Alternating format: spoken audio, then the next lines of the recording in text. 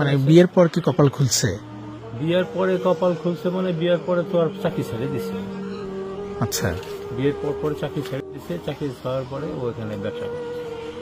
সুস্মিতার বিয়ের পরেই কপাল খুলেছে সুস্মিতার বাবা বরদ সাহার। মেয়ের জামাইয়ের টাকায় চলত সুস্মিতার পুরো পরিবার। পলাশ মারা যাওয়ার পিছনে শুধু তার বউ বা মাই দায়ী নয়, এর পিছনে গভীর কোনো ষড়যন্ত্র ছিল। অবশেষে পলাশ সাহা মারা যাওয়া নিয়ে কেমন কথা বলছে সুস্মিতার প্রতিবেশী। তার কথাগুলো শুনলে যেন অবাক হবেন আপনিও। ভিউয়ার্স, এ বিষয়ে জানতে সম্পূর্ণ ভিডিওটি দেখে সঙ্গে থাকুন। কারণ হলো কি, আমি তখনই এড়াবো, আমি যখনই লুকাবো, আমি যখন চুরি করবো তখন সে না পুলিশ দেখে আমি লুকাবো। পলাশ সাহার মৃত্যুর কারণে অনেক কটাক্ষের শিকার হতে হয়েছে পলাশ সাহার একমাত্র মাকে। তার কারণ এই মা তার ছেলে পলাশ সাহা সুখে থাকুক, তাদের সংসারে কোনো প্রকার না হোক, এরকম কাজ কখনোই করেননি, এমনটি বলছে পলাশ সাহার স্ত্রী। তাই তো পলাশ সাহার মাকে নিয়ে সোশ্যাল মিডিয়ায় অনেক বাজেভাবে উপস্থাপন করা হয়েছে রীতিমতোই। তবে এদিকে দেখা গেল ভিন্ন চিত্র। সুস্মিতার প্রতিবেশী মুখ খুলেছে সুস্মিতার পরিবার নিয়ে এবার। এই প্রতিবেশী বলেন, সুস্মিতার বাবা বরদ সাহা অনেক কষ্টের সংসার ছিল তাদের। একসময় বাস টার্মিনালের কেরানির কাজ করতো সে, সেখানে দৈনিক কাজ করে যা পেত তাই দিয়েই চলতো তাদের সংসার। কিন্তু সেই কেরানির কাজ করে সুস্মিতাকে বিয়ে দেওয়ার পর থেকে যেন বরদ সাহার সংসারে একেবারে সচ্ছলতা ফিরে আসে। বর্তমানে কিছুই করে না সুস্মিতার বাবা, তবুও সংসার দিব্যি চলছে।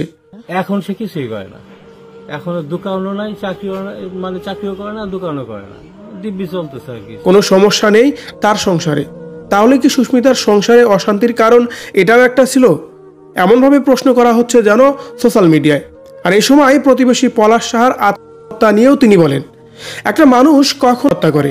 যখন দেখে যে মানুষটার দেয়ালে পিঠ ঠেকে গেছে, তার বেঁচে থাকার মতো আর কোনোই রাস্তা নেই।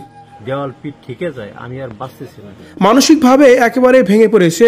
ঠিক সেই মুহূর্তে যেন একটা মানুষ নিজেকে আর বাঁচিয়ে রাখতে চায় না এই পৃথিবীর বুকে।